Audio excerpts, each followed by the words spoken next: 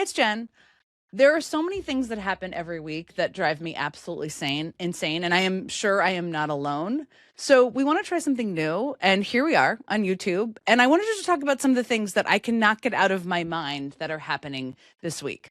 And I want to start with Christine Nome because there's many weeks to start with Christine Nome, but we're going to start with her because there is a clip of something she said on a Sunday show back in February, and you can tell because she talks about Elon Musk in this clip, but it is so representative of how so many people in high positions of power in this government see themselves. So I just want to play that. We'll play it, and I want to talk about it on the other side. I remember a time when Republicans were very careful about and worried about the government, particularly unelected people. Well, we can't trust our government anymore. Having access to personal data. Yeah. Oh, absolutely. You are the government. Yes, that's what I'm saying, is that the American people now are saying that we have had our personal information shared and out there in the public. Elon Musk has access to it. Yeah, but Elon Musk is part of the administration that is helping us identify where we can find savings and what we can do. And he has gone through the processes to make sure that he has the authority You're totally the president has comfortable with granted it. him.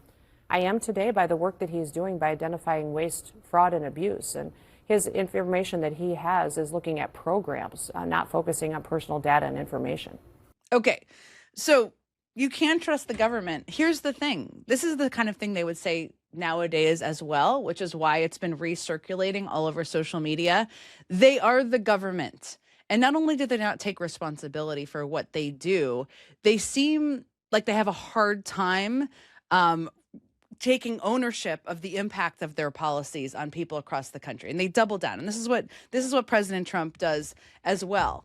But the reason that there's so much distrust in the government, and again, this is, I think, why it was recirculating, is because of the things they're doing. I mean, right now, look at the last week and what happened in Minneapolis, and the video that we have all seen, and the continued efforts by ICE and others in Minneapolis around them to completely terrorize communities. We've seen it at Roosevelt High School. We've seen it in neighborhoods. We've seen people dragged from their cars. Why do people distrust the government? Because of that. Because people are masked, because these agents are masked, because they're not identifying themselves, because they feel they are above the law. And then people in the White House, like the president, the vice president, Christine Nome, who's still saying crazy stuff like that, are just validating it, and they are defending them. So that is why that stuck out. Now, what gave me a little encouragement, we all need a little hope in our lives, and I always need hope in my lives, and sometimes you find it on social media, even though social media can be crazy, is this video. I don't know who this is. I don't know his name, but I just want to play it because he captured what I think so many people are feeling in this moment. This is nuts. This is yeah, and you're right in the middle of this shit. What the is going on, dude? This is insane. Have you ever gone out to these sort of things before? Never. I've never protested in my life. My brother's here. He does it all the time. I've never. Like I said, I'm far enough away, but close enough, and I'm sitting in my cushy house and look at and get mad, and they're just trying to scare people, and but why shoot people? You know what really pisses me off is the fact that they detain people, cuff them, and then still beat the out of them. They tell you it's immigrants, only immigrants. It's anybody. I have friends that got detained, and all they were doing was driving home from work. What the Sounds like you don't fit the definition of the... No, and I'm not paid to be here like everybody says. What the is that? I gotta work in the goddamn morning, just like everybody else. I'm just here trying to stand up for community, dude. We're all human beings here. I don't give a who you are, where you came from, what color you are. It doesn't matter. This is wrong. First of all, I love that guy. I don't know who he is. I don't know what his name is. I have no idea what his voting history is, or if he's who he's registered to vote for. Doesn't even matter. He's speaking for me. He's speaking for so many people across the country who may not be political at all. They may not watch MSNBC at night. They may not watch any TV at night unless it's football or something else. And that is totally fine. But he is capturing, I think, something so many people across the country are feeling when they watch the video of what is continuing to happen in Minneapolis. And I love that guy. I've been thinking about him ever since. I want to know who he is, identify him out there, internet. But I can't stop thinking about him ever since I saw that video. And as I was thinking about Minneapolis this week, and we've been covering it a lot and talking about it a lot, because I think part of it is showing and the courage of people in these communities to pull out their phones or pull out their cameras and share that video. And we've been trying to share it as well as much as we can. But he clearly saw it, and he's out there standing up for people in his communities because he's a human being. And that is a reminder of there's good out there in the world. And maybe it doesn't require a complicated digital plan or a complicated people should do that too, or an autopsy by the DNC, which I'd love to see that too. Maybe it requires speaking like a human being, sharing what the impact of this administration is, and trying to lift more people like that guy, who I would use his name, but I don't know what his name is.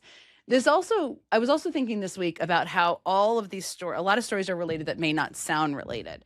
So this week, the home of a Washington Post reporter was raided by the FBI in the early morning.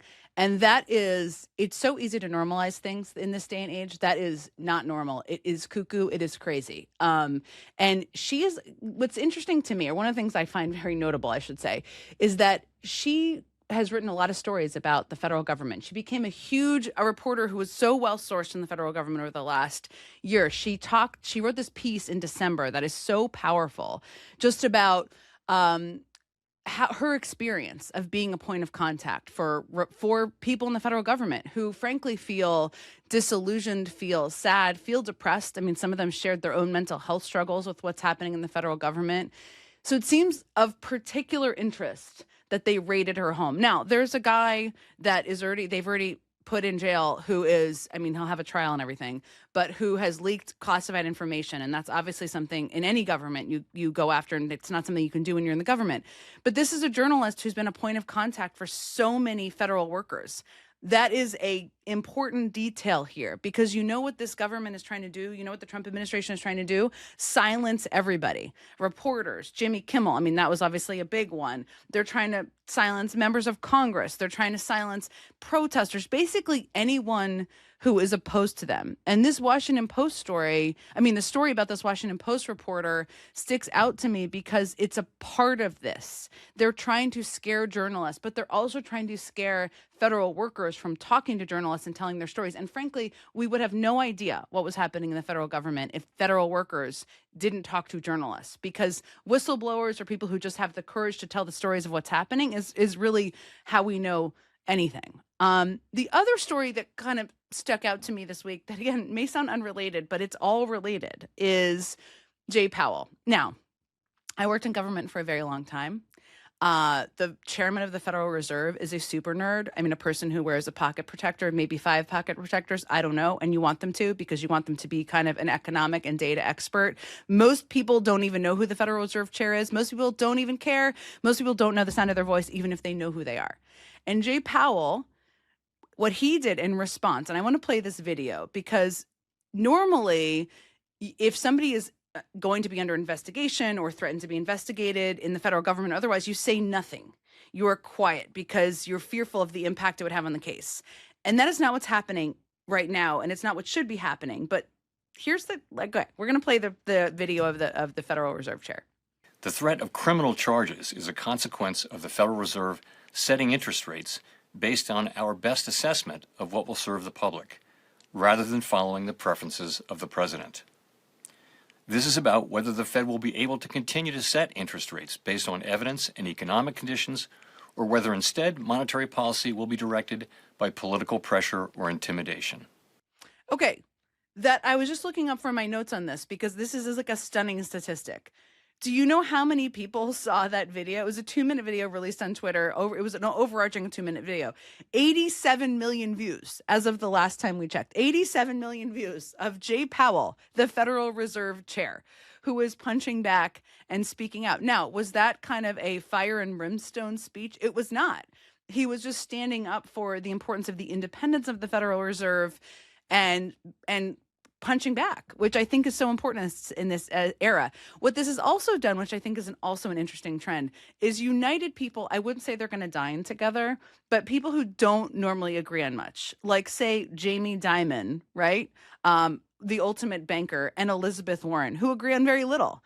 but they have spoken out about the impact of threatening the independence of the Federal Reserve, because what it will do if they go with what Trump wants to do is it will have a horrible long-term impact on the economy, on interest rates, on all sorts of things. So they agree on that. And it's not just them. There are people in Congress. I mean, Lisa Murkowski, not a surprise. Mike Lawler, he's got a tough reelection.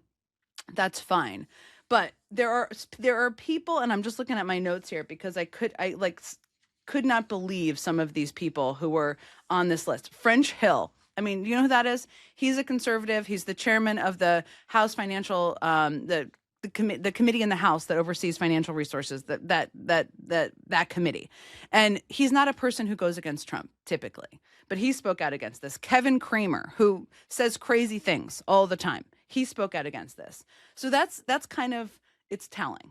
Now, given everything that has happened, and I just touched on some of the stories, and there's others that in just the first 2 weeks of this year are so jarring and jolting. It's a bit like an avalanche. And just remember, we ended the year last year with the Epstein files, which we should still be talking about because it's now still been many weeks since that information, since even any elements of that information was released, and they are still violating the law in that regard. So that's where we are. We have this avalanche of news right now. It's impacting so many people across the country. The guy I showed, whose name I don't know. And then also this week, this was quite telling too. Trump went to Detroit. He wanted to talk about the economy, get people talking about the economy. And he always tries this and he fails because he says things like affordability is a Democratic hoax, which, you know what? That's not a good message. And it doesn't really fly with anyone. He gave this speech on the economy there, or he did an event on the economy. And at that event, there was a guy, a UAW worker, who yelled at him that he was a pedophile protector, right? Now, instead of just walking by and just continuing to just move along with his day, Donald Trump, who loves to be in a little bubble of protection and doesn't like to be aware that anyone is critical of him, he so dreams about being popular. This is his dream. I'm convinced this is why he likes Mamdani, because he's popular, or why he liked Barack Obama, because he's popular, even though he disagrees with them on so many things policy-wise. But that aside, instead of walking by, because he just can't help himself, he basically mouthed a version of F you and then seemed to flip him the bird in a video. It is like, this is an unbelievable thing that the president of the United States did. I'm just trying to imagine if Joe Biden or Barack Obama did any of these things. I mean, Barack Obama wore a tan suit and the Washington press corps had to be in the fetal position clutching their pearls for 3 weeks. And this president flicked off a UAW worker. Now, this UAW worker has not backed off what he did. I'd like to buy him a beer. His name is TJ Sabula. I don't know if I'm pronouncing that right. I'd like to buy him a beer with the guy in the Minnesota video. We can all have drinks because God bless them for speaking out and saying what they think. And the last thing I just wanted to talk about, I know we've covered a lot here, is healthcare, because this is a topic that Trump definitely does not want us to talk about. And he goes out and he gives these speeches, and even going to Detroit and giving a speech on the economy and trying to tell people, project to people that he is doing a good job, which the data suggests otherwise in every measurement. And you can't tell people what to think about the economy. It's what they experience. But on healthcare, because the Republicans in Congress refused to extend the Obamacare subsidies, we're sitting in a place right now. So the week where the president of the United States is trying to give a speech on the economy, we learned that 1.4 million people have decided not to renew their health insurance. And that is even before most people have gotten a bill. That is one of the most challenging weights on people's their ability to pay their bills and make ends meet is the cost of healthcare. The irony of that, the sad irony, is that millions of people are not going to have healthcare and not choose to get healthcare coverage because they can't afford it, because the president and the party that follows him like little puppy dogs is refusing to extend it. That's happening in the same week. He doesn't want us to talk about it. We're going to continue to talk about it. And the last thing I'll say on that is that the reason it's not moving forward now, because there was a bill that passed in the House just last week, 17 Republicans voted for it, is that John Thune in the Senate refuses to bring up the 3-year extension. And why does he refuse to bring up the 3-year extension? Because he can't control his own caucus. His own caucus wants to include more restrictive abortion measures into this bill. They won't just do the 3-year extension, which, by the way, is very popular in the public.